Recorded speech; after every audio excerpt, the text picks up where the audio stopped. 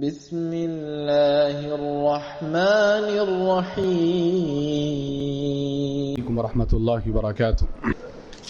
الحمد للہ وحدہ والصلاة والسلام علی من لا نبی بعدہ واشهد ان لا الہ الا اللہ وحدہ لا شریک لہ واشهد ان محمدا عبدہ ورسولہ اما بعد. محترم حاضرین کرام، سورہ مائدہ کی تفسیر آپ کے سامنے پیش کی جا رہی ہیں.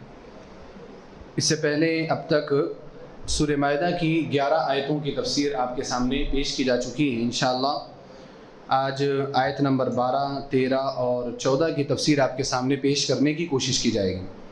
ان آیات کی تفسیر سے قبل میں ان آیات کی تلاوت آپ کے سامنے کر دینا چاہتا ہوں. اعوذ باللہ من الشیطان الرجیم، بسم اللہ الرحمن الرحیم. وَلَقَدْ أَخَذَ اللَّهُ مِيثَاقَ بَنِي إِسْرَائِيلَ وَبَعَثْنَا مِنْهُمُ 12 نَقِيبًا وَقَالَ اللَّهُ إِنِّي مَعَكُمْ لَئِنْ أَقَمْتُمُ الصَّلَاةَ وَآتَيْتُمُ الزَّكَاةَ وَآمَنْتُمْ بِرُسُلِي وَعَزَّرْتُمُوهُمْ وَأَقْرَضْتُمُ اللَّهَ قَرْضًا حَسَنًا لَأُكَفِّرَنَّ عَنْكُمْ سَيِّئَاتِكُمْ وَلَأُدْخِلَنَّكُمْ جَنَّاتٍ تَجْرِي مِنْ تَحْتِهَا الْأَنْهَارُ فَمَنْ كَفَرَ بَعْدَ ذَلِكَ مِنْكُمْ فَقَدْ ضَلَّ سَوَاءَ السَّبِيلِ. فَبِمَا نَقْضِهِمْ مِيثَاقَهُمْ لَعَنَّاهُمْ وَجَعَلْنَا قُلُوبَهُمْ قَاسِيَةً يحرفون الكلم عن مواضعه ونسوا حظا مما ذكروا به ولا تزال تطلع على خائنة منهم إلا قليلا منهم فاعف عنهم واصفح إن الله يحب المحسنين. ومن الذين قالوا إنا نصارى أخذنا ميثاقهم فنسوا حظا مما ذكروا به فأغرينا بينهم العداوة والبغضاء إلى يوم القيامة وسوف ينبئهم الله بما كانوا يصنعون. یہ وہ 3 آیتیں ہیں جن کی تلاوت میں نے آپ کے سامنے کی ہے، آیت نمبر 12، 13 اور 14. ان آیات میں اللہ سبحانہ و تعالیٰ نے جو ہم نے اللہ رب العالمین سے وعدہ کیا ہے، جو اللہ تعالیٰ سے ہم نے میثاق لیا ہے، اللہ تعالیٰ نے ہم سے جو میثاق لیا ہے، اس وعدے پر پابندی کرنے کی ہدایت کی گئی ہے اور وہ وعدہ نہ توڑنے کی ہدایت کی گئی. اس سے پہلے آپ سورہ مائدہ میں جو پڑھتے ہوئے چلے آ رہے ہیں، خاص طور پر ایک بات بار بار ذکر کی جا رہی، اور وہ کیا ہے؟ اللہ رب العالمین سے کیا ہوا وعدہ تم پورا کرو. یہ جو سورہ مائدہ کی جو سب سے پہلی آیت ہے، سب سے پہلی آیت میں ہی یہ کہا گیا، اور آیت کے سب سے پہلے ٹکڑے میں، سب سے پہلے جملے میں یا ایھا الذین آمنوا اوفوا بالعقود، اے ایمان والو وعدہ پورا کیا کرو جو وعدہ تم نے کیا تھا. اور اس کی تفسیر میں نے یہ ذکر کیا تھا کہ اس میں ہر قسم کا وعدہ شامل ہے. اللہ رب العالمین سے کیا ہوا وعدہ بھی شامل ہے، لوگوں سے ہم جو وعدے کرتے ہیں وہ وعدے بھی شامل ہیں. اسی طرح سے آیت نمبر 7 کے اندر ہم نے پڑھا، اللہ نے فرمایا وَاذْكُرُوا نِعْمَةَ اللَّهِ عَلَيْكُمْ وَمِيثَاقَهُ الَّذِي وَاثَقَكُمْ بِهِ. اللہ رب العالمین کی اس نعمت کو یاد کرو جو اللہ تعالیٰ نے تمہارے اوپر کی ہے، اور اللہ تعالیٰ کے اس وعدے کو یاد کرو جو اللہ تعالیٰ نے تم سے وعدہ لیا. یہاں پر بھی وعدے کا تذکرہ آیا. تو پورے سورہ مائدہ میں جو وعدے ہم نے اللہ تعالیٰ سے کیے ہیں، جو وعدے ہم آپس میں ایک دوسرے سے کرتے ہیں، ان وعدوں کو پورا کرنے کے بارے میں باتیں ذکر کی جا رہی. تو یہ جو آیتیں میں نے آج آپ کے سامنے پڑھی ہے، آیت نمبر 12، 13 اور 14، اس میں اللہ سبحانہ و تعالیٰ نے اسی کی طرف ہماری توجہ مبذول کرائی ہے. اللہ تعالیٰ نے اس میں یہود کا اور عیسائیوں کا تذکرہ کیا، ان یہود کا اور ان عیسائیوں کا جن سے اللہ رب العالمین نے مضبوط وعدہ لیا تھا، پختہ وعدہ لیا تھا. کس چیز کا؟ کہ وہ اللہ تعالیٰ کے حکموں پر قائم رہیں گے، جو رسول ان کی طرف بھیجا جائے گا اس رسول کی اطاعت کریں گے، جو دین اور جو شریعت ان کی طرف نازل کیا جائے گا اس شریعت کی اتباع کریں گے، رسولوں کی مخالفت نہیں کریں گے، اللہ کی نافرمانی نہیں کریں گے. یہ سارے وعدے ان سے لیے گئے تھے اور بار بار یہ وعدے لیے گئے تھے. لیکن نہ تو یہود اپنے وعدے پر قائم رہے اور نہ ہی عیسائی اپنے وعدے پر قائم رہے. یہاں پر اللہ رب العالمین نے ہم مسلمانوں کے لیے، اس امت مسلمہ کے لیے انہی دونوں جماعتوں کو بطور مثال ذکر کیا ہے، اور یہ بیان کیا ہے کہ اگر تم نے اللہ تعالیٰ سے کیا ہوا وعدہ پورا کیا تو تم کامیاب رہو گے اور تم سربلند رہو گے، تم دنیا پر حکومت کرنے والے رہو گے۔ لیکن اگر تم نے اللہ رب العالمین سے کیا ہوا وعدہ پورا نہیں کیا تو جس طرح سے انجام یہود کا ہوا اور جو انجام نصارہ کا ہوا یعنی عیسائیوں کا ہوا، اللہ سبحانہ و تعالیٰ وہی انجام تمہارا بھی کرے گا۔ تو یہ اہم بات ہے جو ان آیتوں کے خلاصے کے طور پر کہی جا سکتی۔ اب دیکھیں اللہ رب العالمین نے کیا فرمایا۔ اللہ نے فرمایا وَلَقَدْ أَخَذَ اللَّهُ مِيثَاقَ بَنِي إِسْرَائِيلَ، یقیناً اللہ رب العالمین نے بنو اسرائیل سے عہد لیا ہوا تھا۔ بنو اسرائیل بنو افراد کو کہتے ہیں، بیٹوں کو کہا جاتا ہے، اور اسرائیل جو ہے یہ حضرت یعقوب علیہ السلام کا لقب ہے۔ حضرت یعقوب علیہ السلام کا یہ لقب ہے۔ حضرت یعقوب علیہ السلام کے جتنے بھی بیٹے ہوئے تمام کو بنو اسرائیل کہا جاتا ہے، اور بنو اسرائیل میں یہود بھی آتے ہیں، عیسائی بھی آتے ہیں، بلکہ حضرت یعقوب علیہ السلام کے بعد یا حضرت ابراہیم علیہ السلام کے بعد ہی آپ کہہ دیں ہمارے نبی صلی اللہ علیہ وسلم کو اگر چھوڑ دیا جائے تو جتنے بھی انبیاء کرام ہوئے تمام کے تمام بنو اسرائیل میں ہوئے، سب کو بنو اسرائیل کہا جاتا ہے۔ انہی کی طرف اللہ رب العالمین نے انبیاء بھیجے، تو اللہ تعالیٰ نے انہی کا بالخصوص تذکرہ کیا کہ یقیناً اللہ رب العالمین نے بنو اسرائیل سے میثاق لیا۔ میثاق کس کو بولتے ہیں؟ مضبوط وعدے کو، پختہ وعدے کو۔ پختہ وعدہ لیا تھا، جو وعدہ لیا گیا تھا وہ کن چیزوں پر لیا گیا تھا اس کا تذکرہ آگے آ رہا ہے۔ تو اللہ رب العالمین نے بنو اسرائیل سے وعدہ لیا، وَبَعَثْنَا مِنْهُمُ 12 نَقِيبًا، اور ہم نے ان میں سے 12 لوگوں کو ان کا ذمہ دار متعین کیا، نقیب متعین کیا۔ اور یہ جو ذمہ دار متعین کرنے کی بات ہے یہ حضرت موسیٰ علیہ السلام نے جو 12 ذمہ دار بنائے تھے ان کا تذکرہ ہے۔ حضرت موسیٰ علیہ السلام جب بنو اسرائیل کو لے کر کے مصر سے نکلے اور وہاں پر فرعون غرقاب ہو گیا تو یہ لوگ میدان تیہ میں انہوں نے تقریباً 40 سال گزارے، اس کے بعد یہ لوگ فلسطین میں داخل ہوئے تھے۔ تو حضرت موسیٰ علیہ السلام نے یہ جو بنو اسرائیل کی جماعت آپ کے ساتھ تھی، ہر ایک کے ساتھ آپ انٹریکٹ نہیں کر سکتے تھے۔ حضرت موسیٰ علیہ السلام ہر ایک کے ساتھ بات چیت نہیں کر سکتے تھے، ہر ایک کو ہر بات نہیں بتا سکتے تھے۔ تو حضرت موسیٰ علیہ السلام نے ان لوگوں میں 12 ذمہ داروں کو بنا دیا تھا، اور یہ 12 ذمہ دار جو تھے وہ 12 قبیلوں کے حساب سے تھے۔ بنو اسرائیل میں 12 قبیلے تھے، اور 12 قبیلوں میں سے ہر قبیلے کا ایک ذمہ دار حضرت موسیٰ علیہ السلام نے بنا لیا تھا۔ کوئی بھی بات کہنی ہوتی تھی تو آپ ذمہ دار کو بلاتے تھے اور اس کو کہہ دیتے تھے، اور وہ ذمہ دار ہوتا تھا اپنے قبیلے والوں کو اس بات کے بتانے کا۔ تو اللہ رب العالمین نے انہی ذمہ داروں کا تذکرہ کیا کہ کہا وَبَعَثْنَا مِنْهُمُ 12 نَقِيبًا، اور ان میں سے ہم نے 12 لوگوں کو ذمہ دار بنایا۔ اور یہ 12 لوگوں کی ذمہ داری کا تذکرہ یہاں پر اس بات کے لحاظ سے بھی اہم ہے کہ دیکھو اللہ رب العالمین نے تم سے جو وعدہ لیا، ایک تو انبیاء کرام کے ذریعے سے وعدہ لیا حضرت موسیٰ علیہ السلام سے، اور پھر حضرت ہارون علیہ السلام سے، اور ساتھ ہی ساتھ اللہ رب العالمین نے تم لوگوں کے اوپر 12 ذمہ داروں کو بھی بنایا تھا۔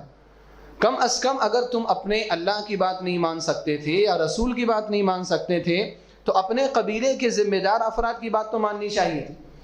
اس وجہ سے اللہ رب العالمین یہاں پر 12 ذمہ داروں کا ذکر کیا، اور یہ مینجمنٹ کے لحاظ سے بہت اہم چیز ہے۔ دیکھیں یہ مینجمنٹ سکھاتا ہے، قرآن کریم کی آیت ہمیں بتاتی ہے کہ کیسے آپ کو مینیج کرنا چاہیے۔ آپ اگر بڑے ذمہ دار ہیں تو اگر آپ بڑے ذمہ دار ہونے کے ناحیے سے ہر کام آپ کرنے کی کوشش کریں گے تو پھر مشکل میں پڑ جائیں گے۔ اس لیے اگر آپ بڑے ذمہ دار ہیں تو آپ زیادہ سے زیادہ اپنے ماتحت لوگوں کو ذمہ دار بنانے کی کوشش کریں۔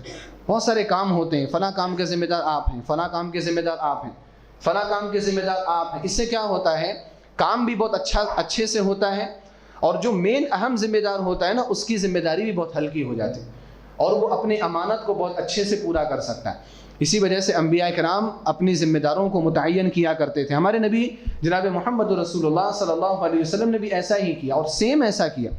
آپ نے بھی 12 ذمہ دار بنائے۔ کب؟ جب مدینہ کے رہنے والے لوگوں سے بیعت عقبہ ہوئی، ہجرت سے پہلے جب مدینہ آپ آئے، اس سے پہلے مکہ میں جب حج کے موسم میں مدینہ کے لوگ نبی صلی اللہ علیہ وسلم کے پاس آئے تھے آپ سے بیعت کرنے کے لیے، تو جب بیعت عقبہ ثانیہ ہوئی تھی سن 13 نبوت میں، نبوت کے 13ویں سال، 14ویں سال میں تو ہجرت ہو گئی تھی، تو اس سے 1 سال پہلے جو مدینہ کے لوگوں سے بیعت ہوئی تھی، اللہ کے رسول صلی اللہ علیہ وسلم نے ان میں بھی 12 ذمہ داروں کو بنایا تھا۔ حالانکہ وہ لوگ زیادہ نہیں تھے، اس وقت 70-72 آدمی آئے ہوئے تھے، لیکن آپ علیہ الصلوۃ والسلام نے ان میں 12 ذمہ داروں کو متعین کیا. اس میں سے 9 جو ذمہ دار تھے وہ قبیلے خزرج کے تھے، اور 3 ذمہ دار جو تھے وہ قبیلے اوس کے تھے. اوس اور خزرج انہی قبیلے کے لوگوں کو انصار کہا جاتا ہے. مدینہ میں رہنے والے، اسلام قبول کرنے والے اسی قبیلے کے افراد تھے. تو اللہ کے رسول صلی اللہ علیہ وسلم نے بھی 12 ذمہ داروں کو متعین کیا، جس سے آپ کا کام آسان ہو گیا. ہر ذمہ دار اپنے قبیلے کے افراد کا ذمہ دار ہوا کرتا تھا، وہ قبیلے کے لوگوں کے بارے میں جانتا تھا، ان کی خبر نبی صلی اللہ علیہ وسلم کو دیا کرتا تھا. آپ صلی اللہ علیہ وسلم فردن ایک سے جا کر کے ملے، بہت مشکل کام، لیکن ذمہ داروں کے تھرو پہنچنا سب تک بڑا آسان ہو جاتا ہے. اور 12 لوگوں کی ذمہ داری کی بات ایسی ہے ہماری شریعت میں کہ اللہ کے رسول صلی اللہ علیہ وسلم نے ایک اور چیز بیان فرمائی. صحیح بخاری سے مسلم میں روایت ہے، جابر بن سمرہ رضی اللہ تعالیٰ عنہ روایت کرتے ہیں، کہتے ہیں کہ میں اپنے والد کے ساتھ، جابر ابن سمرہ اپنے والد کے ساتھ، والد کون ہے؟ سمرہ بن جندب رضی اللہ تعالیٰ عنہ، کہتے ہیں کہ میں اپنے والد کے ساتھ اللہ کے رسول صلی اللہ علیہ وسلم کی مجلس میں شریک تھا. آپ صلی اللہ علیہ وسلم نے دوران گفتگو ایک بات بیان کی. آپ نے کہا کہ ان هذا الامر لا ينقضي حتى يمضي فيهم 12 خلیفۃ، کہ یہ جو دین ہے، یہ دین اس وقت تک ختم نہیں ہوگا جب تک کہ اس میں 12 خلفاء نہیں آئیں گے. جب تک کہ 12 خلفاء نہیں آئیں گے تب تک یہ دین ختم نہیں ہوگا، یعنی تب تک قیامت نہیں آئے گی. 12 خلفاء کا آنا ضروری ہے. جابر بن سمرہ رضی اللہ تعالیٰ عنہ بیان فرماتے ہیں کہ نبی صلی اللہ علیہ وسلم نے اس جملہ کے بیان کرنے کے بعد ایک اور بات کہی، لیکن وہ بات آپ نے تھوڑی آہستہ کہی، جس کی بنا پر میں آپ کی بات کو نہیں سن سکا. تو میں نے اپنے والد سے پوچھا، سمرہ بن جندب رضی اللہ تعالیٰ عنہ سے پوچھا کہ اللہ کے رسول صلی اللہ علیہ وسلم نے اس کے بعد کیا کہا. تو سمرہ بن جندب رضی اللہ تعالیٰ عنہ نے بیان فرمایا کہ نبی صلی اللہ علیہ وسلم نے اس کے بعد یہ کہا کہ کلہم من قریش، وہ سب کے سب قریش میں سے ہوں گے، وہ سب کے سب قریش کے افراد میں سے ہوں گے. تو یہاں پر بھی آپ دیکھیں اللہ کے رسول صلی اللہ علیہ وسلم نے 12 خلفاء کی بات کی کہ قیامت اس وقت تک قائم نہیں ہوگی جب تک کہ اس امت میں 12 خلفاء نہیں ہوں گے، یعنی اچھے خلفاء، بہترین خلفاء، اور وہ سب کے سب قریش میں سے ہوں گے. اہل علم کا اختلاف ہے کہ یہ 12 خلفاء کون ہیں. اس بات پر اتفاق ہے کہ 12 خلفاء میں سے وہ 4 ہیں جو خلفائے راشدین ہیں. حضرت ابو بکر صدیق رضی اللہ تعالیٰ عنہ، حضرت عمر بن خطاب، حضرت عثمان بن عفان، حضرت علی بن ابی طالب رضی اللہ تعالیٰ عنہ. ان 4 لوگوں کے ان خلفاء سے مراد ہونے میں اتفاق ہے. اس کے بعد اہل علم حضرت حسن رضی اللہ تعالیٰ عنہ کو بھی داخل مانتے ہیں، حضرت عمر بن عبدالعزیز رحمہ اللہ کو بھی داخل مانتے ہیں، بنو عباسیہ کے کچھ حکمراں کو، بنو امیہ کے کچھ حکمراں کو داخل مانتے ہیں. بعض اہل علم امام مہدی کو بھی اس میں شامل مانتے ہیں کہ امام مہدی بھی قریش میں سے ہوں گے، نبی صلی اللہ علیہ وسلم کے خاندان میں سے ہوں گے. بہرحال وہ کون لوگ ہیں ان کی تعیین کرنا تو مشکل ہے، لیکن یہ بات کہنا قطعی ہے کہ جب تک کہ 12 بہترین خلفاء، قریش کے خلفاء اس دنیا پر حکومت نہیں کریں گے، اس دنیا میں اسلامی خلافت کو نہیں سنبھالیں گے، تب تک قیامت قائم نہیں ہو سکتی. تو آپ دیکھیں کہ 12 کا جو ایک سلسلہ چل رہا ہے نا، وہ ایک عجیب سلسلہ ہے. حضرت موسیٰ علیہ السلام نے بھی 12 ذمہ دار بنائے، اللہ کے رسول صلی اللہ علیہ وسلم نے بھی 12 ذمہ دار بنائے، اور نبی صلی اللہ علیہ وسلم نے 12 خلفاء کی بات کی. تو اللہ نے فرمایا وَبَعَثْنَا مِنْهُمُ 12 نَقِيبًا، ہم نے ان میں سے 12 لوگوں کو ذمہ دار بنایا. وَقَالَ اللَّهُ إِنِّي مَعَكُمْ، اور اللہ رب العالمین نے ان لوگوں سے کہا کہ میں تم سب کے ساتھ ہوں، میں تمہاری مدد کروں گا، تمہاری حمایت کروں گا، تمہارے کام آؤں گا، تمہارے لیے معاملات کو آسان کروں گا. تم اپنے نبی کی بات کو مکمل کرنے کی کوشش کرو. موسیٰ علیہ السلام جو کہیں اس بات کو مان لو، نبی جو بھی حکم دیں اس پر عمل کرنے کے لیے تیار ہو جاؤ. مدد کہاں سے آئے گی؟ انی معکم، میں تمہارے ساتھ. اور انی معکم، میں تمہارے ساتھ ہوں کا مطلب یہ نہیں ہے کہ اللہ سبحانہ و تعالیٰ ویسے ہی ہمارے ساتھ ہے جیسے ہم لوگ ساتھ میں بیٹھے ہوئے. اللہ رب العالمین نے اپنے ذات کے اعتبار سے تو کہا ہے عرش پر ہے. تو انی معکم، میں تمہارے ساتھ ہوں کا معنی یہ ہے کہ اللہ سبحانہ و تعالیٰ مدد کرنے کے اعتبار سے ہمارے ساتھ ہے. اللہ تعالیٰ تائید کے اعتبار سے ہمارے ساتھ ہے. جیسے ہم بولتے ہیں نا کہ ہم چل رہے تھے اور چاند بھی ہمارے ساتھ چل رہا تھا. تو چاند ہمارے ساتھ چل رہا تھا، وہ ہمارے بازو میں تھوڑی چل رہا تھا یا ہمارے پاکٹ میں تھوڑی تھا. وہ چاند تو آسمان پہ ہے، لیکن پھر بھی آسمان پر ہونے کے ساتھ ساتھ بھی وہ کیا ہے؟ ہمارے ساتھ ہے. اسی طرح سے اللہ سبحانہ و تعالیٰ عرش پر ہونے کے باوجود بھی ہمارے ساتھ ہیں. علم کے اعتبار سے ساتھ ہے، مدد کرنے کے اعتبار سے ساتھ ہے، پکڑنے کے اعتبار سے ساتھ ہے، جاننے کے اعتبار سے ہمارے ساتھ. تو اللہ رب العالمین نے ان لوگوں کو حوصلہ دلایا، کہا کہ تم اکیلے نہیں ہو اس کام میں. یہ جو کام ہے، یہ نبوت کا، رسالت کا جو کام ہے، نبی کی مدد کرو. وقال اللہ انی معکم، میں تمہارے ساتھ ہوں. اس کے بعد اللہ نے فرمایا لئن اقمتم الصلاۃ، اگر تم نے نماز کی پابندی کی. کن کو کہا جا رہا ہے؟ یہ یہود کو کہا جا رہا ہے. لئن اقمتم الصلاۃ، اگر تم نے نماز کی پابندی کی. دیکھیں اقمتم الصلاۃ، اقام یقیم، اقامت الصلاۃ، اقامت الصلاۃ نماز کو قائم کرنا اور صلاۃ الصلاۃ نماز کو پڑھنا، دونوں میں بہت بڑا فرق ہے. اقامت الصلاۃ کہتے ہیں کہ نماز کو مکمل پابندی کے ساتھ پڑھنا. آپ 5 وقتہ نمازوں کی پابندی کریں، جماعت کے ساتھ آپ نماز پڑھیں، خشوع خضوع کے ساتھ آپ نماز پڑھیں، نماز کے جو شروط ہیں، ارکان ہیں، سنن ہیں، واجبات ہیں، ان کا خیال رکھتے ہوئے آپ نماز پڑھیں. اسی کا نام کیا ہے؟ اقامت الصلاۃ. اور اللہ رب العالمین نے قرآن کریم میں ہمیں نماز کو قائم کرنے کا حکم دیا، نماز پڑھنے کا حکم نہیں دیا. آپ پڑھتے چلے جائیں قرآن کریم کی تفسیر، وَأَقِيمُوا الصَّلَاةَ وَأَقِيمُوا الصَّلَاةَ بار بار آتا ہے. نماز قائم کرو، یعنی اپنے منمانی نمازیں مت پڑھو کہ جب من آیا تو پڑھ لیا، جب من آیا تو چھوڑ دیا، ایسے نہیں. اللہ رب العالمین یہی حکم کس کو دیا تھا؟ یہود کو بھی دیا تھا. اللہ نے فرمایا لَإِنْ أَقَمْتُمُ الصَّلَاةَ، اگر تم نے نماز کی پابندی کی. اب نماز سے مراد یہ 5 وقتہ نمازیں نہیں تھیں ان کے لیے، نمازیں تھیں، ہر امت میں نماز رہی ہیں، لیکن ہر نماز کی کیفیت الگ الگ رہی ہے. ان کے نمازوں کی تعداد میں بھی بڑا فرق رہا ہے. مثال کے طور پر جیسے ہمارے یہاں عشاء کی نماز ہے، عشاء کی نماز کسی امت میں نہیں دی. یہ اس امت محمدیہ کی خصوصیت ہے کہ اللہ رب العالمین نے ہم سب کو عشاء کی نماز دیا. اللہ کے رسول صلی اللہ علیہ وسلم نے فرمایا کہ انکم فضلتم بها علی سائر الامم، عشاء کی نماز کے ذریعے سے تمہیں تمام قوموں پر فضیلت دی گئی. یہ نماز کسی اور کے ہاں نہیں تھی.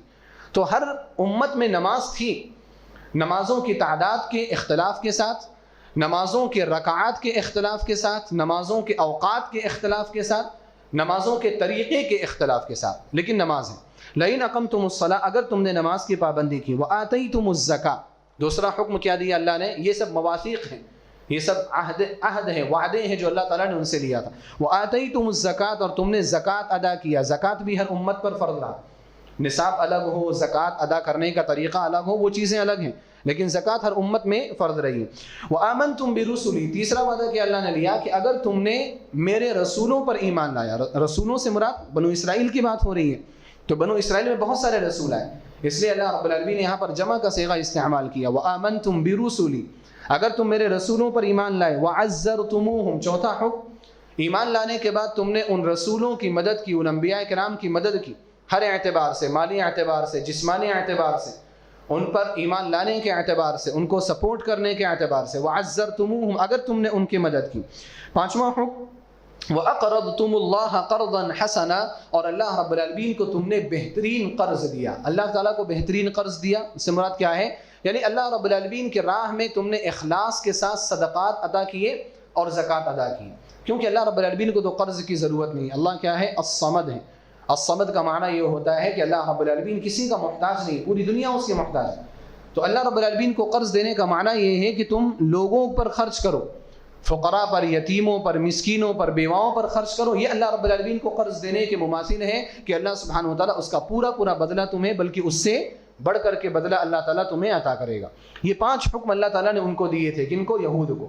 نمازوں کی پابندی کرنا ہے، زکوٰۃ ادا کرنا ہے، رسولوں پر ایمان لانا ہے، رسولوں کی مدد کرنا ہے، اور 5واں حکم اللہ رب العالمین کی راہ میں اخلاص کے ساتھ خرچ کرنا ہے. اور قرض حسن جو ہے، قرض حسن اپنے یہاں قرض حسنہ کہتے ہیں، وہ بہتر جو لفظ ہے، صحیح لفظ قرض حسن ہے، کیونکہ قرض مذکر ہے تو اس کے اعتبار سے جو اس کی صفت آنی چاہیے وہ مذکر آنی چاہیے. قرض حسن اپنے یہاں قرض حسنہ کہتے ہیں. حسنہ یہ مؤنث ہے، تو قرض مذکر ہے تو صفت بھی مذکر آنی چاہیے، قرض حسن. اور قرض حسن کا معنی اپنے یہاں عام طور پر یہ لیا جاتا ہے کہ وہ قرض جو مدرسے کے لیے یا مسجد وغیرہ کے لیے جو دیا جاتا ہے نا، اس کو قرض حسن کہتے ہیں. ٹھیک ہے، اس کو قرض حسن کہا جا سکتا ہے، لیکن قرض حسن شریعت کی اصطلاح میں کس کو کہتے ہیں؟ وہ قرض ہے جو آپ نے اخلاص کے ساتھ دیا ہو، خالص اللہ رب العالمین کے رضامندی کو حاصل کرنے کے لیے، اللہ کو راضی کرنے کے لیے، اس قرض کو قرض حسن کہا جاتا ہے. تو وَأَقْرَضْتُمُ اللَّهَ قَرْضًا حَسَنًا، اگر تم نے ان 5 چیزوں پر عمل کیا تو اللہ نے کیا فرمایا؟ اللہ نے 2 بدلوں کا یہاں پر ذکر کیا. لَأُكَفِّرَنَّ عَنْكُمْ سَيِّئَاتِكُمْ، میں تمہارے گناہوں کو معاف کر دوں گا، میں تمہارے گناہوں کو معاف کر دوں گا. اس امت کے ساتھ بھی ایسا ہے، نمازیں ہمارے گناہوں کو معاف کرتی ہیں یا نہیں کرتی؟ زکوٰۃ ہمارے گناہوں کو معاف کرتی، ایمان ہمارے گناہوں کا کفارہ ہے، رسول کی مدد ہمارے گناہوں کا کفارہ ہے، قرض ہمارے گناہوں کا کفارہ ہے، قرض دینا یا اللہ رب العالمین کی راہ میں خرچ کرنا، یہ سب ہمارے گناہوں کا کفارہ ہے. یہی بات اللہ تعالیٰ نے ان کو بھی کہی تھی، لَأُكَفِّرَنَّ عَنْكُمْ سَيِّئَاتِكُمْ، میں تمہارے گناہوں کو معاف کر دوں گا، وَلَأُدْخِلَنَّكُمْ جَنَّاتٍ تَجْرِي مِنْ تَحْتِهَا الْأَنْهَارُ، اور میں تمہیں ایسے باغات میں داخل کروں گا، ایسی جنتوں میں داخل کروں گا جن کے نیچے نہریں بہ رہی ہوں گی، جن کے نیچے نہریں لہریں لے رہی ہوں گی۔ اللہ رب العالمین نے جنات کا لفظ استعمال کیا کیونکہ کئی جنتیں ہیں، الگ الگ قسم کی جنتیں۔ سورہ محمد میں اللہ رب العالمین نے 4 جنتوں کا تذکرہ کیا، یا 4 نہروں کا تذکرہ کیا ہے اللہ تعالیٰ نے۔ اللہ رب العالمین نے فرمایا کہ جنت میں دودھ کی نہر ہوگی، شہد کی نہر ہوگی، شراب کی نہر ہوگی، پانی کی نہر ہوگی، عسل مصفہ خالص شہد کی نہر ہوگی۔ تو اللہ سبحانہ وتعالیٰ نے اسی طرح سے جنتوں کو تقسیم کیا، تو اللہ نے فرمایا ان سب جنتوں میں تمہیں کیا کروں گا؟ داخل کروں گا۔ یہاں پر 2 ریوارڈ یا 2 جزا کا تذکرہ کیا گیا، پہلا یہ کہ تمہارے گناہوں کو معاف کروں گا، اور دوسرا یہ کہ تمہیں جنتوں میں داخل کروں گا۔ اس سے یہ پتہ چلتا ہے کہ جنت میں داخل ہونے کے لیے گناہوں کا معاف ہونا ضروری ہے۔ گناہوں کے ساتھ آپ جنت میں نہیں جا سکتے۔ اللہ سبحانہ و تعالیٰ آپ کو پہلے گناہوں سے پاک صاف کرے گا، تب جا کر کے آپ کو جنت میں داخل کرے گا۔ جنت گناہگاروں کے لیے نہیں ہے، ہاں اللہ رب العالمین گناہگاروں کو معاف کر کے وہاں پر داخل کرے گا۔ التخلیہ قبل التحلیہ عربی میں کہا جاتا ہے کہ آپ کسی چیز کو سجانے سے پہلے اس کے اندر جو غلط چیزیں ہیں یا بری چیزیں اس کو ختم کرنا ضروری۔ مثال کے طور پر یہ مسجد ہے، اگر آپ اس میں ڈینٹنگ پینٹنگ کا کام کرنا چاہتے ہیں، اس کو اور چمکانا چاہتے ہیں، تو کیا کرنا پڑتا ہے کہ پہلے یہ جو گندگیاں اس کو نکالتے ہیں آپ، پہلے آپ یہ جو پرانا جو پینٹ ہے آپ اس کو اکھاڑ کر کے نکالتے ہیں، پھر اس کے بعد نیا پینٹ آپ لگاتے ہیں۔ یہی التخلیہ، پہلے خالی کرو قبل التحلیہ، پھر اس کے بعد سجاؤ۔ تو اللہ رب العالمین پہلے گناہوں کے ذریعے سے آپ کو پاک صاف کر دے گا، اس کے بعد کہاں داخل کرے گا؟ جنت میں داخل کرے گا۔ اللہ رب العالمین یہ وعدہ ان سے کیا تھا، لیکن ساتھ میں یہ بھی کہا تھا فَمَنْ كَفَرَ بَعْدَ ذَلِكَ مِنْكُمْ، اگر اس کے بعد تم میں سے کسی نے انکار کیا، یعنی ان 5 وعدوں میں سے کسی بھی وعدے سے اس نے انحراف کا راستہ اپنایا، فَقَدْ ضَلَّ سَوَاءَ السَّبِيلِ، تو وہ سیدھے راستے سے بھٹک گیا۔ سواء السبیل سیدھے راستے کو کہتے ہیں، درمیانی راستے کو کہتے ہیں، صراط مستقیم کو کہتے ہیں۔ اللہ رب العالمین نے یہ وعدہ کس سے لیا؟ یہود سے لیا، اور کہا کہ اس وعدے کی پابندی کرنا۔ لیکن ہوا کیا؟ تاریخ اس بات پر شاہد ہے کہ وہ لوگ اپنے وعدے پر قائم نہ رہے، بلکہ ان لوگوں نے اللہ رب العالمین سے اور انبیاء کرام سے کیے ہوئے وعدوں کو توڑ دیا۔ اللہ تعالیٰ نے ان وعدوں کے توڑنے کا نتیجہ ان کے سامنے کیا ظاہر کیا؟ اللہ نے فرمایا فَبِمَا نَقْضِهِمْ مِيثَاقَهُمْ لَعَنَّاهُمْ، ان کے اللہ رب العالمین سے اپنے کیے ہوئے وعدوں کو توڑنے کی بنا پر لعناہم، ہم نے ان کے اوپر لعنت نازل فرمائی، یعنی اللہ سبحانہ وتعالیٰ نے ان کو ملعون قرار دیا۔ ملعون کا معنی کیا ہوتا ہے؟ لعنت کا معنی الطرد من رحمت اللہ، اللہ رب العالمین کی رحمت سے دور کر دینا۔ اللہ نے ان کو اپنی رحمت سے دور کر دیا۔ سورہ فاتحہ میں اللہ نے ان کو کیا کہا؟ یہود کو المغضوب علیہم، ان کو مغضوب علیہم کہا کہ ان کے اوپر اللہ تعالیٰ کا غضب نازل ہوتا ہے، اللہ تعالیٰ کا غصہ نازل ہوتا ہے۔ اللہ نے ان کے بارے میں فرمایا کہ یہ لوگ کہیں بھی رہیں، ضربت علیہم الذلۃ والمسکنۃ، ان کے اوپر ذلت کو اور محتاجگی کو اور شرمندگی کو ان کے اوپر مسلط کر دیا گیا، کہیں بھی رہیں یہ لوگ۔ اللہ سبحانہ وتعالیٰ نے ایسے ملعون قرار دیا ان کو، اور وجہ کیا بنی ان کے ملعون ہونے کی؟ اللہ رب العالمین سے کیے ہوئے وعدوں کو توڑنا۔ اللہ تعالیٰ نے ہم سب سے بھی وعدہ کیا ہے، اور ہم نے بھی اللہ تعالیٰ سے وعدہ کیا ہے، اگر ہم اللہ تعالیٰ سے کیے ہوئے وعدے پر ثابت رہے تو ہم اللہ تعالیٰ کے محبوب بندے بنیں گے۔ لیکن اگر اللہ رب العالمین سے کیے ہوئے وعدے کو ہم نے توڑ دیا، تو جس طرح سے یہود کا معاملہ ہوا کہ اللہ تعالیٰ نے ان کے اوپر لعنت کی، اسی طرح سے ہمارا بھی معاملہ ہو سکتا ہے۔ اللہ سبحانہ وتعالیٰ ہم سب کی حفاظت فرمائے۔ تو اللہ نے فرمایا کہ ان کے وعدہ توڑنے کی وجہ سے لعناہم، ہم نے ان کے اوپر لعنت کی، ان کو اپنی رحمت سے دور کر دیا۔ وجعلنا قلوبہم قاسیہ، اور ہم نے ان کے دلوں کو سخت بنا دیا، ایسا سخت بنا دیا کہ ان کے دلوں میں رحم نام کی کوئی چیز ہی نہیں۔ ان کے یہاں بچوں کو نشانہ بنایا گیا، ان کے یہاں عورتوں کو نشانہ بنایا گیا، ان کے یہاں بستیوں کی بستیاں اجاڑ دی گئی، ان کے جانب سے پوری امت بلکہ پوری انسانیت کی دشمنی ظاہر ہوئی۔ یہود جو ہے، یہ یہود اسلام کے دشمن نہیں ہے، یہ یہود انسانیت کے دشمن ہے، انسانیت۔ اور اس پر مفصل بات کی جا سکتی ہے کہ یہود انسانیت کے دشمن کیسے، ہیومینٹی کے دشمن ہے وہ، کیونکہ ان کے یہاں انسان کون ہے؟ جو یہودی ہے۔ جو یہودی نہیں وہ انسان ہی نہیں، وہ جانور ہے۔ اس لیے ان لوگوں کو مزہ آتا ہے عام انسانوں کو تکلیف دینے میں، عام انسانوں کو ستانے میں ان کو مزہ آتا ہے، ان کو ثواب ملتا ہے۔ اگر کہیں تو ان کے یہاں ایک لطف کی بات ہے کہ عام انسان مصیبت کا شکار ہے، جس سے اس طرح حوادث آتے ہیں نا، زلزلے وغیرہ، یہ سلسلے آفات، یہ مصیبتیں آتی ہیں تو ان پر یہ لوگ خوش ہوا کرتے ہیں کہ اچھا ہوا یہ غیر یہودی جو تھا، یہ غیر انسان جو تھا، یہ مر گیا. ان کی کتابوں میں یہ باتیں لکھی ہوئی. تو اللہ رب العالمین نے فرمایا کہ ان کے دلوں کو ہم نے سخت بنا دیا. وجعلنا قلوبهم قاسیہ. اب اس سے آپ فائدہ نکالتے چلیں کہ اگر اللہ تعالیٰ سے کیا ہوا وعدہ ہم پورا کریں گے تو ہمارے دل نرم رہیں گے، لیکن اللہ رب العالمین سے کیا ہوا وعدہ ہم پورا نہیں کریں گے تو اللہ تعالیٰ ہمارا دل ویسے سخت بنا دے گا جیسے جانوروں کے دلوں کو سخت بنا دیتا ہے. جیسے پتھر ہوا کرتے ہیں، بلکہ پتھر بھی بہت نرم ہوا کرتے ہیں، پتھروں کے درمیان سے بھی چشمے پھوٹ جایا کرتے ہیں، نہریں نکل جاتی. ان پتھروں سے بھی زیادہ اللہ رب العالمین لوگوں کے دلوں کو سخت بنا دیتا ہے. ہم میں اور آپ میں جن لوگوں کے دل سخت ہیں، عام طور پر آپ دیکھیں گے وہ لوگ نماز روزے کے پابند نہیں رہتے. جو لوگ کسی کو بھی مار دینا، کسی کو بھی ستانا، کسی کا بھی قتل کر دینا، ان چیزوں کو بہت ہلکے میں لیتے ہیں نا، آپ دیکھو ان کا تعلق دین اسلام سے نہیں رہتا، نماز روزے سے نہیں رہتا. جو نماز روزہ کرنے والا رہتا ہے اس کا دل اللہ تعالیٰ نرم کر دیتا ہے. وجعلنا قلوبهم قاسیہ. ہم نے ان کے دلوں کو سخت بنا دیا. اور کیا کرتے تھے وہ لوگ؟ یحرفون الکلم عن مواضعہ. وہ لوگ اللہ رب العالمین کے کلمات کے معنی کو بدل دیا کرتے تھے، اس کے جگہوں سے اس کو چینج کر دیا کرتے تھے. اور یہ چیز ہوتی ہے جب انسان شریعت پر نہیں رہتا تو قرآن کریم کے منمانی تعویل کرنے کی کوشش کرنا شروع کر دیتا ہے. یہود کے یہاں یہ چیز بہت زیادہ عام تھی. یہ لوگ الفاظ کو بدل دیتے تھے، اللہ کے کلام کو بدل دیتے تھے. اور ان کے یہاں کلام کو بدلنے کی دونوں قسمیں تھیں. 2 قسمیں ہوتی ہیں کلام کو بدلنے کی. ایک یہ کہ جملے ہی الگ کر دیے جائیں، جملہ ہی چینج کر دیا جائے، لفظ ہی بدل دیا جائے. اور دوسرا یہ کہ لفظ تو نہ بدلا جائے، معنی بدل دیا جائے. یہ دونوں قسم کی جرم ان کے یہاں تھے. مثال کے طور پر اللہ رب العالمین نے جب ان لوگوں کو کہا کہ جب تم ارض مقدسہ میں یعنی مصر میں داخل ہو تو تم لوگ حطہ کہتے ہوئے داخل ہو. حطہ، ہا طا، اس کے بعد گول تا. اور اس کا معنی یہ تھا کہ اللہ تو ہمارے گناہوں کو معاف فرما. اللہ تعالیٰ نے ان کو استغفار کرتے ہوئے داخل ہونے کا حکم دیا تھا. لیکن یہ لوگ اتنے زیادہ سرکش تھے اور اتنے زیادہ اللہ رب العالمین کے حکم کی مخالفت کرنے والے تھے کہ حطہ انہوں نے نہیں کہا، حنطہ حنطہ کہنا شروع کیا. یعنی تا سے پہلے نون کا اضافہ کیا. اور حنطہ کا معنی کیا ہوتا ہے؟ گیہوں. یعنی عجیب، اللہ رب العالمین کے کلام کا بھی مذاق بنایا کرتے تھے. تو یہ کیا ہے؟ اللہ تعالیٰ کے کلام کا یا اللہ تعالیٰ کے حکم کے الفاظ کو بدل دینا. یہ چیز ان کے یہاں تھی. یہ چیز اپنی امت میں تو نہیں ہے، قرآن کریم کے الفاظ کو تو نہیں بدلا گیا. دوسری جو تبدیلی ہے وہ ہے معنی تبدیل کر دینا، مفہوم بدل دینا. یہ چیز ان کے یہاں بھی تھی اور یہ چیز امت مسلمہ میں بھی داخل ہے. امت مسلمہ میں بہت سارے لوگ قرآن کریم کے معنی بدل دیتے ہیں. الفاظ تو الحمدللہ کوئی شخص نہیں بدل سکا ہے، بدلنے کی کوشش کی ہے، لیکن اللہ رب العالمین نے الفاظ کے حفاظت کی ذمہ داری لی. لہذا الفاظ کو بدلنا تو آسان نہیں، لیکن معنی کو بدلنا بڑا آسان ہے. معنی بدل دیتے ہیں. قرآن کریم کا ہر گروہ اپنے اپنے حساب سے مطلب بتا رہا ہے.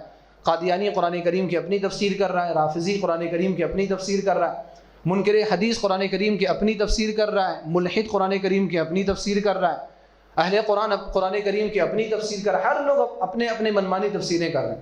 یہود کے یہاں یہ بھی چیز تھی. وہ لوگ کیسے بدلتے تھے؟ مثال کے طور پر زنا والا جو واقعہ ہے، جب نبی صلی اللہ علیہ وسلم کے زمانے میں یہود کے جانب سے ایک معاملہ پیش کیا گیا کہ ایک یہودی مرد اور عورت نے زنا کیا تھا. تو نبی علیہ الصلوۃ والسلام نے ان سے پوچھا کہ تم لوگوں کے یہاں توریت میں کیا ہے؟ تو ان لوگوں نے کہا کہ ہمارے یہاں توریت میں یہ ہے کہ اگر قوم کا کوئی بڑا آدمی ہو تو اس کو رجم نہیں کیا جائے گا، پتھر نہیں مارا جائے گا، اور اگر قوم کا کوئی حقیر آدمی ہو تو اس کو پتھر مارا جائے گا. انہوں نے اللہ رب العالمین کے حکم کو بدل دیا تھا. اللہ کے رسول صلی اللہ علیہ وسلم نے ان سے کتاب منگوائی عبداللہ بن سلام رضی اللہ تعالیٰ عنہ کے کہنے کے بعد. پھر جب کتاب لائی گئی، یعنی توریت لائی گئی، تو اس میں رجم کا حکم باقاعدہ تھا اور ہر ایک کے لیے تھا.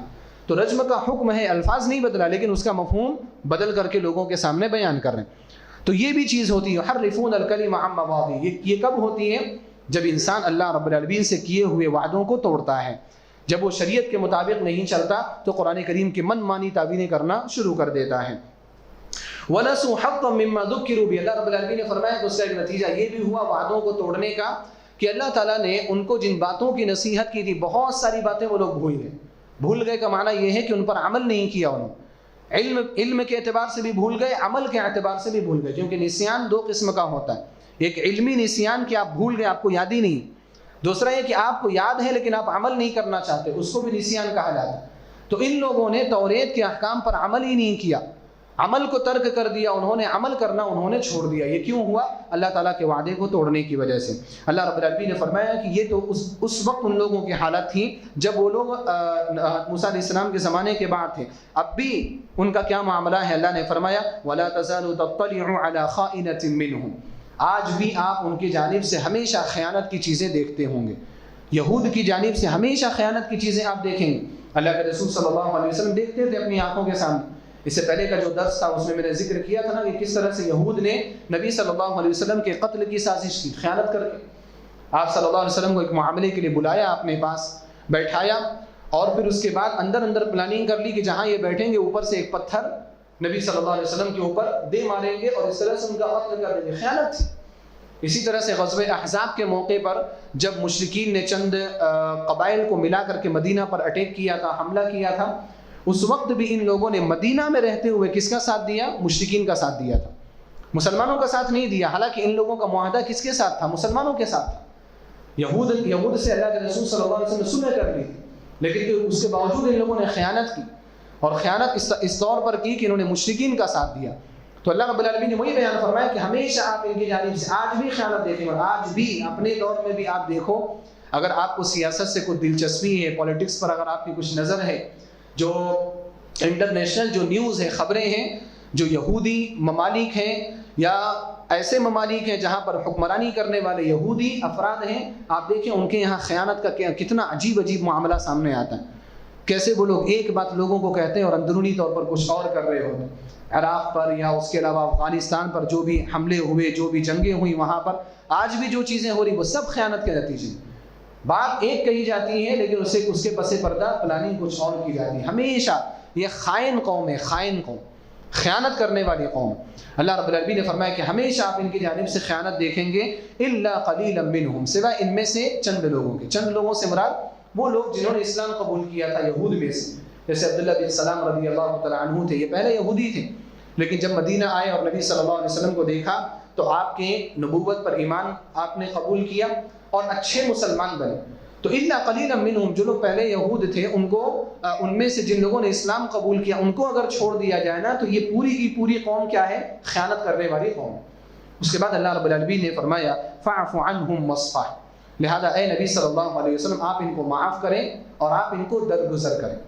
معاف کرنا، درگزر کرنا ایک ہی معنی کے لیے استعمال کیا جاتا ہے، لیکن عربی میں دو الگ الگ لفظ ہیں، عفو اور صفح۔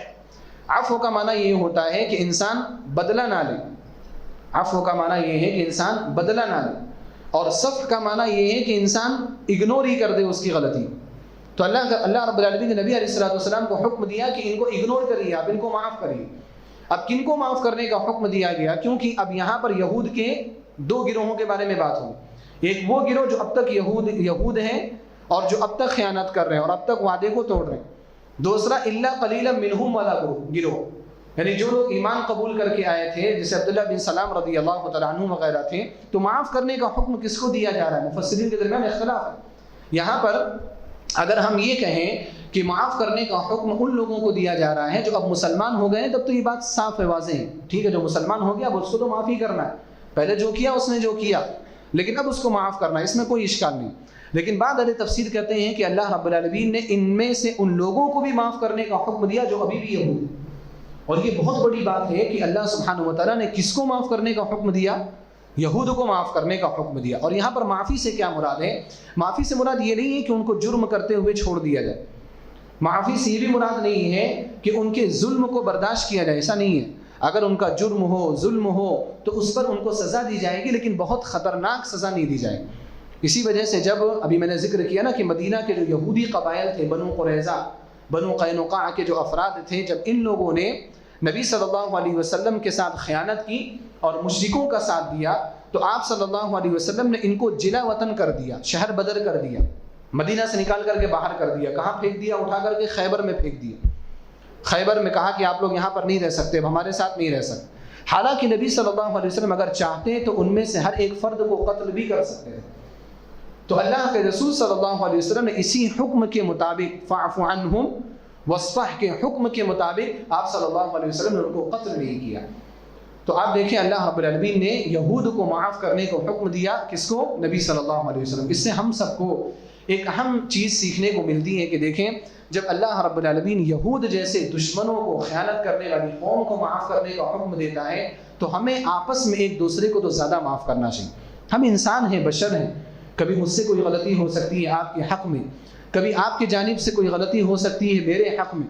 اگر دنیاوی معاملات کی بنا پر ہو، اس سے کوئی بڑا فساد لازم نہ آتا ہو تو اس کو چھوڑ دینا چاہیے، درگزر کر دینا چاہیے، اس کو معاف کر دینا چاہیے، اس کو لے کر کے بیٹھنا نہیں چاہیے، اس کا ذکر بار بار نہیں کرنا چاہیے. ایک مسلمان کا کام نہیں ہو سکتا. عمر بن خطاب رضی اللہ تعالیٰ عنہ کا ایک قول ہے، مشہور ہے، آپ نے فرمایا ما عملت من عصى الله فيك بمثل ان تطيع الله فيك.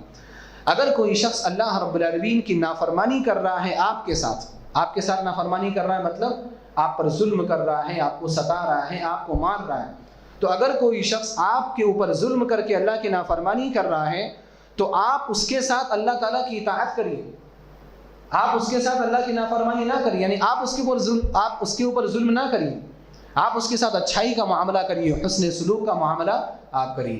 فاعف عنہم واصفح، تو اے اللہ کے رسول صلی اللہ علیہ وسلم آپ ان کو معاف کریں اور درگزر کریں. ان اللہ یحب المحسنین، اللہ رب العالمین ایسے اچھے کام کرنے والوں سے محبت کرتا ہے. معاف کرنے کو اللہ رب العالمین نے احسان میں شامل کیا اور اللہ رب العالمین نے فرمایا کہ ایسے لوگوں سے اللہ تعالیٰ محبت کرتا ہے. ہم دعا کرتے ہیں نا، رمضان المبارک آ رہا ہے انشاءاللہ، اللہ ہم سب کو صحت اور عافیت کے ساتھ رمضان کے مہینے تک پہنچائے اور زیادہ سے زیادہ عبادت کرنے کی توفیق عطا فرمائے. ہم دعا کرتے ہیں اس میں اللہم انک عفو تحب العفو فاعف عنی، اے اللہ تو معاف کرنے والا، معافی کو پسند کرتا، مجھے معاف کر دے. یہ دعا اگر ہم اس وقت کریں جب ہم نے اپنے بھائی کو معاف کیا ہے تب تو بڑی اچھی دعا ہے، لیکن اگر ہم اس وقت کر رہے ہیں جب اپنے بھائی کو معاف کرنے کے لیے تیار ہی نہیں ہے تو پھر کیا فائدہ. آپ اللہ تعالیٰ کو تو کہہ رہے ہیں کہ اللہ تعالیٰ تو معافی کو پسند کرتا ہے، لیکن آپ معافی کو پسند نہیں کرتے. جو چیز اللہ پسند کرے وہ ہمیں بھی پسند ہونی چاہیے، اور جو چیز ہم اللہ تعالیٰ سے چاہ رہے ہیں وہ ہمیں لوگوں کے ساتھ بھی کرنا چاہیے اگر ہم اس کی استطاعت رکھتے ہیں. تو اگر ہم اللہ تعالیٰ سے معافی کے خواستگار ہیں تو ہم دوسروں کو بھی معاف کریں. اس کے بعد اللہ رب العالمین نے ان دونوں آیتوں میں کس کا تذکرہ ہوا؟ یہود کے وعدوں کا تذکرہ ہوا. اب یہ جو آیت ہے آخری آیت، اس میں اللہ تعالیٰ نے نصارہ کا تذکرہ کیا. اللہ نے فرمایا وَمِنَ الَّذِينَ قَالُوا إِنَّا نَصَارَى، اور ان لوگوں سے ہم نے وعدہ لیا جن لوگوں نے کہا کہ ہم نصارہ ہیں. یہاں پر اللہ رب العالمین نے یہ نہیں کہا کہ نصارہ سے وعدہ لیا، بلکہ یہ کہا کہ ان لوگوں سے ہم نے وعدہ لیا جنہوں نے کہا کہ ہم نصارہ ہیں. یعنی اللہ سبحانہ و تعالیٰ ان کو یہ بات بتانا چاہ رہا ہے کہ تم نے اپنے آپ کو نصارہ کہا تھا لیکن تم اب نصارہ باقی نہیں رہے. حدیثہ علیہ السلام نے اپنے قوم کے لوگوں سے کہا تھا من انصاری الی اللہ، اللہ تعالیٰ کے لیے کون میری مدد کرنے کو تیار ہے؟ تو حواریون نے کیا کہا تھا؟ نحن انصار اللہ، ہم اللہ تعالیٰ کے لیے آپ کی مدد کرنے کو تیار ہیں. اب اللہ تعالیٰ کے لیے مدد کرنے کا معنی یہ تھا کہ عیسیٰ علیہ السلام پر ایمان لایا جائے، عیسیٰ علیہ السلام کے بعد جو نبی آ رہے اس نبی پر بھی ایمان لایا جائے، یہ اللہ تعالیٰ کی مدد تھی. اور اس بات کا انہوں نے وعدہ کیا تھا، لیکن اس وعدے پر وہ لوگ قائم نہیں رہے. انہوں نے حدیثہ علیہ السلام کے رہتے ہوئے ایمان قبول کیا، لیکن حدیثہ علیہ السلام نے اپنے بعد جس احمد نامی نبی کے آنے کی بشارت دی تھی صلی اللہ علیہ وسلم، اس نبی پر انہوں نے ایمان قبول نہیں کیا. اس لیے اللہ رب العالمین نے بطور طنز کہا بھئی ہم نے ان سے بھی وعدہ لیا تھا جنہوں نے اپنے آپ کو کہا کہ ہم نصارہ ہیں، لیکن وہ نصارہ باقی نہیں رہے. اخذنا میثاقہم، ہم نے ان سے وعدہ لیا. کون سے وعدے؟ وہی وعدے جن کا تذکرہ اس سے پہلے آیا کہ رسول پر ایمان لانا ہے، نماز کی پابندی کرنا ہے، زکوٰۃ ادا کرنا ہے، نبیوں کی مدد کرنا ہے، اللہ رب العالمین کی راہ میں خرچ کرنا ہے. فنسوا حظا مما ذکروا بہ، لیکن ان لوگوں نے بھی اس کو بھلا دیا جو چیز انہیں نصیحت کی گئی تھی، یعنی انہوں نے بھی عمل نہیں کیا. کس کی طرح سے؟ یہود کی طرح سے. فاغرینا بینہم العداوۃ والبغضاء الی یوم القیامہ. اللہ تعالیٰ نے یہود کا نتیجہ تو ذکر کیا، ان کی سزا کا ذکر کیا کہ ہم نے ان کے اوپر لعنت کی، ان کے دلوں کو سخت بنایا اور وہ لوگ اللہ تعالیٰ کے کلام میں تحریف کرنے لگے. یہ ساری سزائیں ان کی ذکر کی. یہاں پر نصارہ کی کیا سزا ذکر کی؟ اللہ نے فرمایا فَأَغْرَيْنَا بَيْنَهُمُ الْعَدَاوَةَ وَالْبَغْضَاءَ، ہم نے ان کے درمیان دشمنی پیدا کر دی اور نفرت پیدا کر دی. العداوہ البغضاء، عداوت کا معنی ہوتا ہے دشمنی اور بغضاء کا معنی ہوتا ہے نفرت. العداوہ البغضاء میں فرق یہ ہے کہ العداوہ یعنی دشمنی کہتے ہیں کہ انسان دل سے بھی دشمنی کرے اور اپنے فعل سے بھی دشمنی کرے، دل سے بھی دشمن مانے اور اس کو مارنے کے لیے بھی آگے بڑھے، اس کو کیا کہتے ہیں؟ عداوت. اور بغضاء اس دشمنی کو یا اس نفرت کو کہا جاتا ہے جو دل ہی میں محدود رہتا ہے، وہ ہاتھوں سے ظاہر نہیں ہوتا، انسان کسی کو اس کی وجہ سے مارتا نہیں. یہ دونوں قسم کی چیزیں ان کے یہاں تھیں. اور یہ کہاں تھی؟ یہود اور عیسائیوں کے درمیان نہیں بلکہ عیسائیوں کے درمیان. فَأَغْرَيْنَا بَيْنَهُمْ، انہی کے درمیان ہم نے دشمنیاں پیدا کر دی، نفرت پیدا کر دی. اور یہ نفرت کب تک رہے گی؟ اِلَى يَوْمِ الْقِيَامَةِ، قیامت کے دن تک یہ نفرت رہے گی. اللہ رب العالمین نے یہ جو بات بیان کی آج بھی ہم اس کو بہت واضح طور پر دیکھتے ہوئے نظر آتے ہیں. عیسائیوں میں بہت سارے فرقے ہیں. اللہ کے رسول صلی اللہ علیہ وسلم نے عیسائیوں کے 72 فرقوں کی بات کی ہے. یہود کا 71 فرقہ 71، عیسائیوں کا 72 فرقہ، اور اس امت محمدیہ کا 73 فرقہ 73 فرقے. ابھی جو 72 فرقے ہیں نا، یہ 72 فرقے آپس میں اتنے خونخوار ہیں ایک دوسرے کے لیے کہ اس کی نظیر نہیں ملتی. ہم مسلمان ہیں، ہم لوگ کہتے رہتے ہیں مسلمانوں میں بڑا اختلاف ہے، حدیثوں میں بڑا اختلاف ہے، لیکن دوسری قومیں نا کوئی متحد نہیں ہے، ان میں بڑا اختلاف ہے. چونکہ اصل میں ہم ان قوم کے نہیں ہیں نا، ہم اس قوم کے افراد نہیں ہیں، اس لیے ہمیں ان کے اختلافات کے بارے میں زیادہ پتہ نہیں رہتا. ان میں اور زیادہ شدید اختلاف ہے. صحابہ کرام میں سے بعض لوگ ایسا سمجھا کرتے تھے کہ منافقین تو بڑے متحد ہو کر کے کام کرتے ہیں.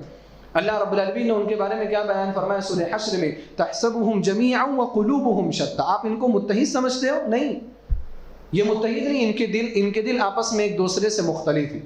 اللہ رب العالمین نے منافقوں کے بارے میں کہا جتنی بھی قومیں نا سب کے اندر اختلافات ہیں، سب کے اندر لڑائیاں، اور خاص طور پر عیسائیوں کے اندر تو بڑی بڑی جنگیں ہوئی ہیں ان کے درمیان. پروٹسٹنٹ جو ہیں، کیتھولک جو ہیں، ان کے درمیان جنگیں ہوئی ہیں باقاعدہ. آج بھی یہ لوگ ایک دوسرے کو برداشت کرنے کے لیے تیار نہیں. کوئی شخص اگر کوئی پروٹسٹنٹ کا ہو، فرقے کا ہو، وہ کیتھولک کے چرچ میں نہیں جا سکتا. یہ ساری چیزیں ان کے یہاں، بلکہ مارا بھی گیا ہے، جنگیں بھی ہوئی ہیں، بڑی بڑی خوخار جنگیں بھی ہوئی. اللہ رب العالمین نے یہ سزا ان کو دی تھی، کس کے نتیجے میں؟ اللہ تعالیٰ سے کیا ہوا وعدہ انہوں نے توڑ دیا تھا. فَأَغْرَيْنَا بَيْنَهُمُ الْعَدَاوَةَ وَالْبَغْضَاءَ إِلَى يَوْمِ الْقِيَامَةِ. اور یہاں سے ایک سبق ہمیں اس سے یہ بھی ملتا ہے کہ اگر ہم نے اللہ تعالیٰ سے کیا ہوا وعدہ توڑا تو اللہ تعالیٰ ہمارے درمیان بھی ایسے اختلافات پیدا کرے گا. ہم نے بھی توڑا نہیں توڑا. آج یہ جو اختلافات دیکھنے میں آ رہے ہیں نا، یہ اللہ تعالیٰ کا وعدہ توڑنے کی وجہ سے. چاہے ہم نے توڑا ہو، چاہے آپ نے توڑا ہو، ہم سب نے توڑا ہو، ہم سب نے توڑا. ہم سب کے درمیان اختلافات. ہم ایک دوسرے کو برداشت کرنے کے لیے تیار نہیں، ایک دوسرے کی غلطیوں کو معاف کرنے کے لیے تیار نہیں. وجہ کیا ہے؟ اللہ تعالیٰ کے وعدے پر ہم قائم نہیں، مخلص نہیں ہیں ہم لوگ، اخلاص نہیں ہے ہمارے دلوں کے اندر. ہم خالص اللہ تعالیٰ کی عبادت کرنے کے جذبے کے ساتھ ہم آگے نہیں آ رہے. اس وجہ سے اختلافات دیکھنے کو مل رہے ہیں. اللہ رب العالمین نے فرمایا وَسَوْفَ يُنَبِّئُهُمُ اللَّهُ بِمَا كَانُوا يَصْنَعُونَ. اور ان قریب اللہ رب العالمین ان کو خبر دے گا، ان کو بتائے گا، ان تمام اعمال کی خبر دے گا جو اعمال یہ دنیا میں کیا کرتے تھے. یعنی جب قیامت قائم ہوگی تو پھر اللہ سبحانہ و تعالیٰ ان کو بتائے گا کہ تم نے دنیا کے اندر کیا کیا تھا. تو ان 3 آیات کو اگر آپ سامنے رکھیں تو دیکھیں اللہ سبحانہ و تعالیٰ نے یہود کو اور عیسائیوں کو بطور مثال ہمارے سامنے پیش کیا ہے کہ ان لوگوں سے اللہ تعالیٰ نے وعدہ لیا، لیکن یہ لوگ اللہ تعالیٰ کے وعدے پر قائم نہیں رہے. اللہ تعالیٰ نے ان کو سزا دی، یہود کو بھی سزا دی اور نصارہ کو بھی سزا دی.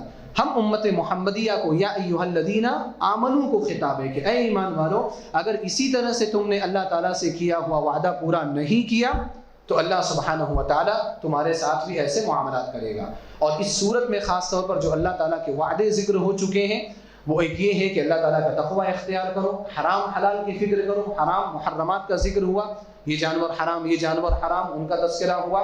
نماز کا تذکرہ ہوا، وضو کا تذکرہ ہے نا اس سے پہلے، یا الذین آمنوا اذا قمتم الى الصلاۃ، نماز کا تذکرہ ہوا. تو یہ جو سارے وعدے ہیں، ان وعدوں پر قائم رہنا ہمارے لیے ضروری ہے، ورنہ انجام انکار کرنے والوں کا، وعدہ توڑنے والوں کا اچھا نہیں ہوتا. اللہ سبحانہ وتعالیٰ سے دعا ہے کہ الہ العالمین تو ہم سب کو قرآن کریم کے صحیح طور پر تفسیر سمجھنے کی توفیق عطا فرما.